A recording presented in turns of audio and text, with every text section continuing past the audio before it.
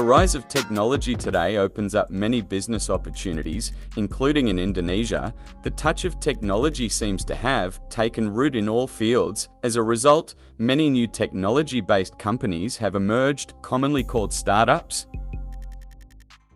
Startups are new companies. Many generalize that startups are technology companies, when in fact startups are intended for companies that have just started operating. Where startups still have a lot of homework, massive development, and not yet stable. When there are many tasks like this, of course, the workers also have to adapt. Even at the beginning of its development, there were quite a lot of obstacles, ranging from financial problems, legal problems to internal problems. Therefore, good management and coordination between the initial manager and employees is required. So it's not just about working in a modern and up-to-date environment, but you also have to know that working in a startup is also quite challenging and there is a lot of homework to do. 2. Multitasking. Because it is a new company whose number of human resources is still limited, it requires multitasking skills from its employees. For example, a CS company that works as a social media manager or also as a marketing team, etc. Multitasking is nothing new in the startup world. Limited human and financial resources force work groups to handle the work at hand.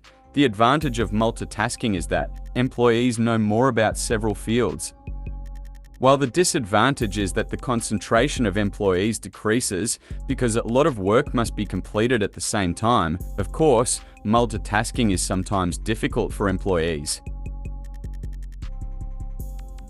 Employees. 3. Startups have high-risk. Startups are usually unstable, so the challenges inside are also quite high.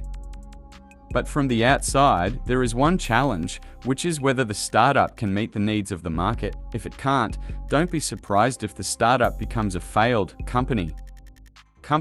According to a survey from cbcinsight.com, many startups fail due to several factors.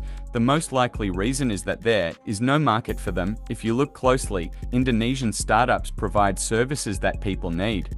So they have their own market. As long as people use and need them, the company will survive. No wonder many startups fail, because one of the biggest reasons is that they don't provide solutions to society. People don't need their products and they don't have a market.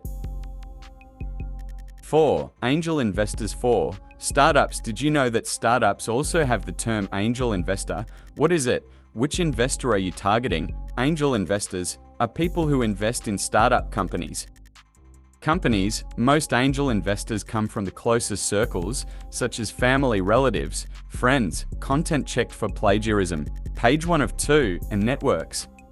What is the difference between such investors and regular investors? Angel investors usually don't consider profit as important as regular investors, but many are more willing to help startups through difficult times, even in terms of returns. They are also more relaxed, not rigid, than ordinary investors. The opposite of angel investors is usually like investing in shares on their behalf.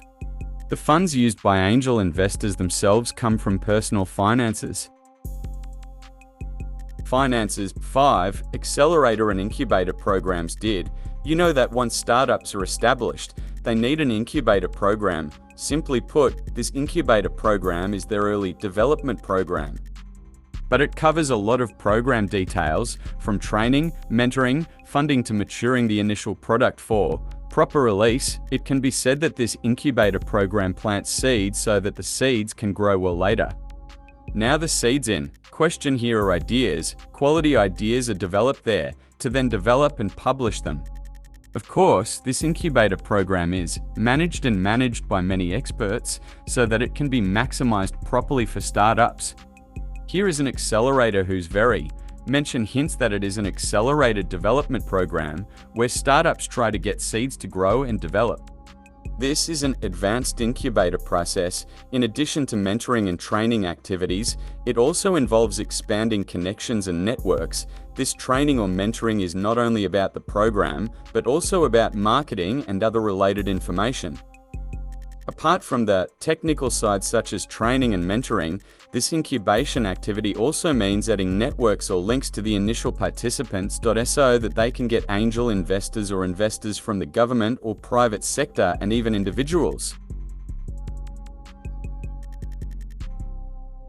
6. Horizontal organizational structure. The fact remains regarding the internal structure of the organization. While companies usually use complex and elegant organizational structures, this startup has a simpler and more horizontal organizational structure.